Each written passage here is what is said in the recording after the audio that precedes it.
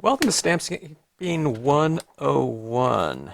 Let's see if we can get a little experiment done here using some dye-based inks, glossy cardstock, and some watercolor markers or dye-based markers. Okay. And I am using glossy cardstock because what I want to test for is the ability, if we do have it, to emboss these types of images, at least in a way that, I don't know, they can sit on the paper for a little bit of time. I think we can emboss these if I just stamp them right out and put the embossing powder right on it, but, from a practical standpoint, if you're going to emboss more than one thing, you gotta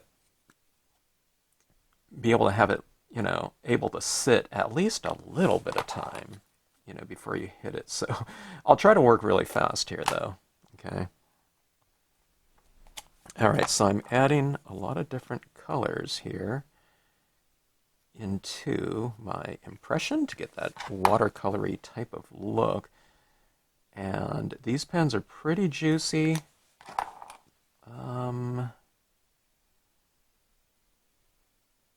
But we'll see if they're juicy enough. This paper here, I mean, things don't stay moist on it for too long. This, even pretty wet, this stays pretty, it dries pretty fast. Okay, let's see if this worked at all. I'm doing this first. I was thinking about stamping a scene out, then you stamp these on there and try to emboss it, but if it's not going to emboss, then I'm not going to stamp out the rest of the scene here. So I figured that out yesterday. Okay, so that has been sitting there. Let's see. It is just not staying moist enough, okay? You can see it right there. There's a little bit of powder on there, but just not moist enough. I don't know, someone was saying you can emboss with dye-based inks. Okay, so if I was to do this, I would probably hit this with some clear embossing, like ink, and then you'd have to kind of hit this again right over the top of it. You might not register it exactly, but I think it would be enough to get the job done. I'm trying to think of another surface where potentially we can get that moist enough. Let me try something here, okay? Let's go with, let me see if I can just really saturate a pen here with some ink. Okay, this is just some re-inker fluid for a yellow pad, okay, dye-based pad. This is a dye-based ink pen. Okay, now these are both Marvy, okay. I guess you can mix and match. Okay, now here's the thing too, and then I just thought about. Marvy inks are a lot thinner than other inks, so they're faster drying and can penetrate the surface of these types of papers faster, okay? So let me see if I can really oversaturate here, okay? So anyways, I've re-inked this reservoir here, right? And then I put some ink on the tip here too.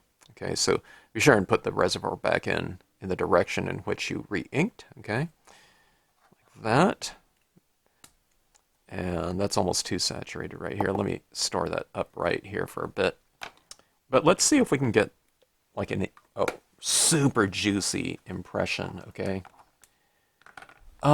Let's go with, okay, so let's go with some orange first.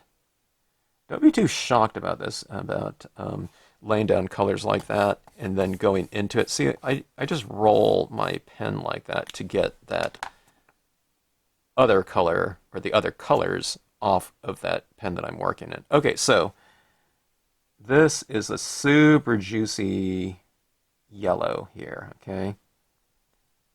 And adding that in. So, snapping out my impressions. And like I said, in order for this to really work, I mean, we have to be able to have that sit there at least for a couple seconds. You can't just emboss powder and then overlap it again. You're going to get embossing powder all over the stamp, right? So let's go like this, a little bit of green, and then back to the super juicy yellow again. I'd say a bare minimum of 3 impressions, I have to be able to do in order to be the dye-based ink, make the dye-based ink a little bit more viable as an option for this technique here. Okay, and go with the yellow again. I'm really kind of going lightly with the yellow so that it kind of puddles up. If I press too hard, I might be removing some of that ink. Okay, so I'll go like that, and let's hit it here. If it doesn't stick to that first one, it's definitely not going to stick to the last one. Okay, let's go like this. This one dried a little bit. It stuck to some of it, partial and full. Okay, so full saturation of that pigment ink there. I mean, not pigment ink, but the embossing powder. But see this right here, where there was more of that powder down, ink down here. There's a little bit of powder, but that already dried. Okay, so that being said, some people ask me, hey, how do you get your dye-based inks to dry on glossy? Okay, now if I was to take, some color and go right over that, that impression might smear a little bit, but you can see just how fast it dries.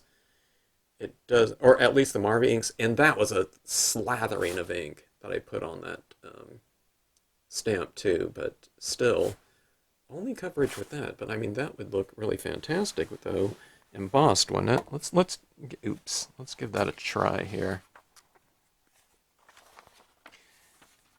I'll try a different technique. We'll try to layer maybe some impressions over powder.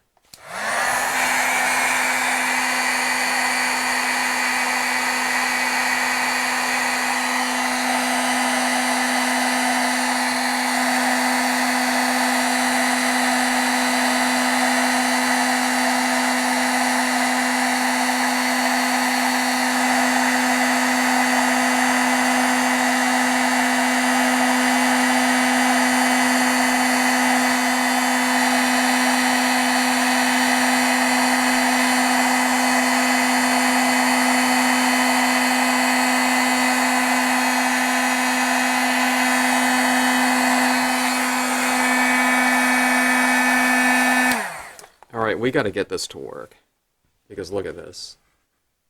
Look at that texture. And the ones that have a little bit of powder on it, you know what this looks like to me as it was kind of melting on there? It looked like dew on those leaves.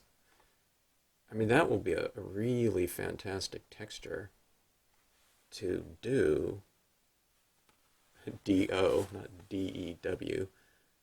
To have on a scene like that. Okay, these ones have just a little bit of that. It's like putting little drops of something. It's like little dew drops, wet leaves like that. All right, so that looks really awesome to have embossing over that watercolored looked impression. All right, so I'll try a scene using that technique right there. What we're going to have to do is we're just going to have to stamp one out, pour powder on it, tap off the excess powder around this area, another image, powder, tap off, and then another. But the thing is, I like overlapping images, so I don't know, do you do that like that, stamp it out, and then heat it, and then go with another impression? Because this is going to be raised, so we're not going to be able to... Let's do a test right here and see if I can overlap a little bit over that. Let me see something here. We need to figure out something that'll work, because that looks really too cool. Okay, let me go a little bit more dominant with red on this one, so it's a little bit darker than this. I don't know. We'll see how it goes. All right, so see this, wipe off. See, it's just, you get that red off of that yellow like that. Yeah, I'm using some ink, but you know, I just re-inked it. This is like 30 years old, and I've been doing it like that on that same uh, pen. Okay, so let me go over here. I'm going to overlap this one and see what this impression looks like.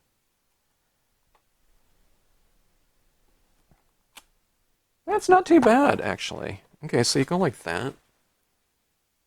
I thought there'd be like a ridge where this is kind of blocking out that other one.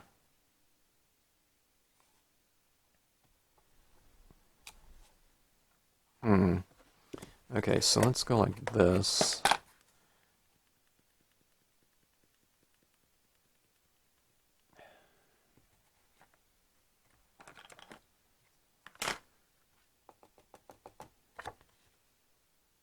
There wasn't very much that stuck to that one. I don't know, the red dried faster. I don't know. Gosh. You have to hit it so fast, I guess. Huh. I don't know. What do we have? Like, you know, like a 2-second thing to, you know, get that powder on there. So do you, let's see. Do you see a little bit of powder like that?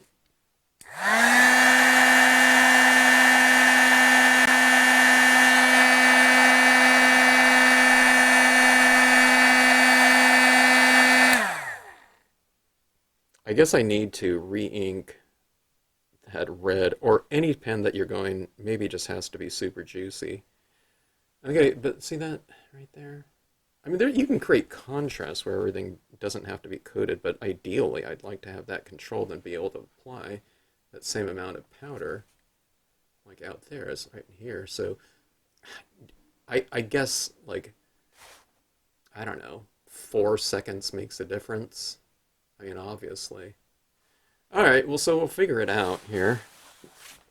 Try to. But like I said, maybe that thing is with the clear embossing, you know, you just hit it whichever direction this goes here. Like again, right over the top of it, and even if the registration's off slightly, I mean, it's clear powder, so if you have a little bit of embossing outside of that, maybe it would look okay. All right, so I'll try this technique here going forward, but that one impression right there looks very promising.